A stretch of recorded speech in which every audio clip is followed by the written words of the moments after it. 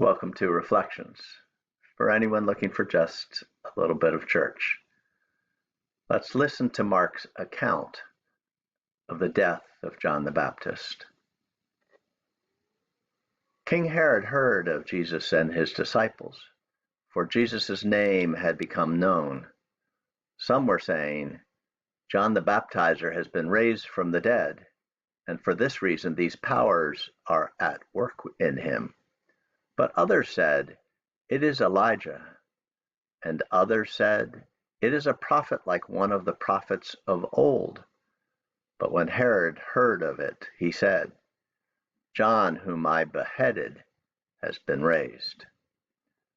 For Herod himself had sent men who arrested John, bound him, and put him in prison on account of Herodias, his brother Philip's wife, because Herod had married her. For John had been telling Herod, "It is not lawful for you to have your brother's wife." And Herodias had a grudge against him and wanted to kill him. But she could not, for Herod feared John, knowing that he was a righteous and holy man, and he protected him. When he heard him, he was greatly perplexed, and yet he liked to listen to him. But an opportunity came when Herod on his birthday gave a banquet for his courtiers and officers and for the leaders of Galilee. When his daughter Herodias came in and danced, she pleased Herod and his guests. And the king said to the girl, "Ask me for whatever you wish, and I will give it." And he solemnly swore to her, "Whatever you ask me, I will give you, even half of my kingdom." She went out and said to her mother, "What should I ask for?" She replied, "The head of John the Baptizer." Immediately, she rushed back to the king and requested, "I want you to give me at once the head of John the Baptizer on a platter." The king was deeply grieved, yet out of the regard for his oaths and for the guests, he did not want to refuse her. Immediately the king sent a soldier of the guard with orders to bring John's head. He went and beheaded him in the prison, brought his head on a platter, and gave it to the girl. Then the girl gave it to her mother.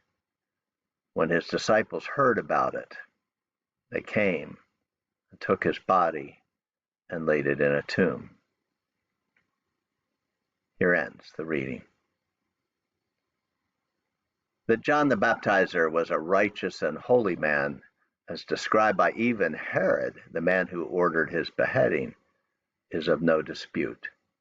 He is a prophet who, as Jesus' cousin, predicts the coming of Jesus as a teacher and healer, in addition to baptizing him in the River Jordan.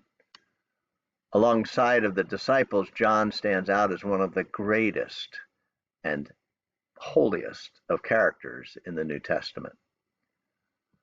John's horrific beheading, the result of a dance, an oath, and a fulfillment of that oath, results in a death that rivals the crucifixion of Christ and portends the persecution of many of the disciples. Indeed, John's story is a harbinger of what will come of many of Christ's most devoted followers. How are we to interpret this when thinking about our lives as disciples? Where do we want to fit in this story? We don't want to follow Herod, for in spite of his listening to and some reverence for John, he ends up beheading him. And we are reviled by Herodias and her daughter who demand the death of John. So too, we don't want to associate ourselves with any of the guests who witnessed John's head on a platter. So our place in this Bible story is only to help bury this holy man with the disciples and honor him in our imaginations with a funeral service and a prayer for his soul. And in addition, we are expected to learn that rejection, death, torture, and even mocking can be part of the role of a disciple. Though we live in a country that constitutionally protects those of us with faith, it does not mean that we are at peace in our country and in our communities regarding our faith. The separation of church and state combined with our culture clouds the vision of many, and I think supports the put down and reduction of or eventual elimination of faith communities. If we are to fight and win the cultural and societal battles that are waged against those of us with faith, we need to be ready to fight back. Like the disciples, we need to teach, we need to help heal, and all the while know that we will be pushed back and stymied in many ways. And like the disciples, we need to be prepared to help bury our friends and fellow disciples and continue to march forward as good Christians. So this week, let's redouble our efforts to teach, heal, and care for those good and those potential disciples who need our help. If we do, all of God's children will say, Amen. Please join me in the Lord's Prayer. Our Father, who art in heaven, hallowed be thy name. Thy kingdom come, thy will be done on earth as it is in heaven. Give us this day our daily bread, and forgive us our trespasses, as we forgive those who trespass against us. And lead us not into temptation, but deliver us from evil. For thine is the kingdom and the power and the glory, forever and ever. Amen.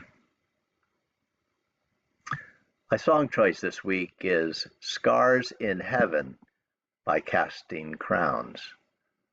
I love the lyrics. The only scars in heaven are on the hands that hold you. Imagine when listening to the song if you had one more day with a relative who had passed away, or one more day with the living John the Baptist, or one more day pre-crucifixion with Jesus Christ. Enjoy.